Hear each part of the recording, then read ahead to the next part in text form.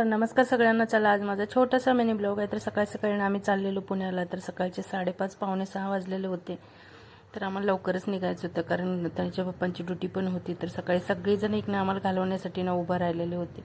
घरातून निघलो आणि थोड्या अंतरावर गेल्यानंतर पावसाला सुरुवात झालेली होती. हलका हलका येत होता. त्याच्यानंतर मग CNG भरायचं होतं.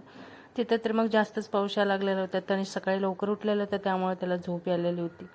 सकाळी काही खाऊन आलं नव्हतं त्यामुळे एक भूक लागलेली होती म्हणून म्हणलं चला हॉटेलमध्ये थोडंसं जेवण वगैरे करूया. तर सगळ्यांनी मिळून मस्त असं जेवण केलं.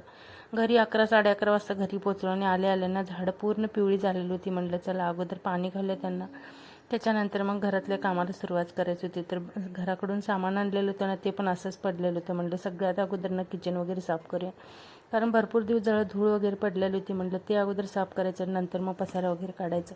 किचन कट्टा वगैरे धुवून घेतला. त्याच्यानंतर मग फरशी वगैरे पुसायची होती. त्याच्या अगोदर म्हटलं टेबल वगैरे सगळा स्वच्छ करून घेऊया.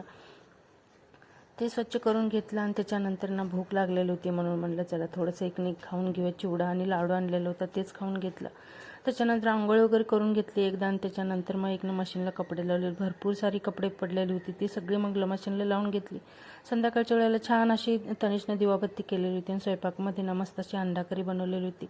तर कसा वाटला मिनी ब्लॉग? आवडला असेल तर चॅनलला लाईक, शेअर आणि सबस्क्राईब करा.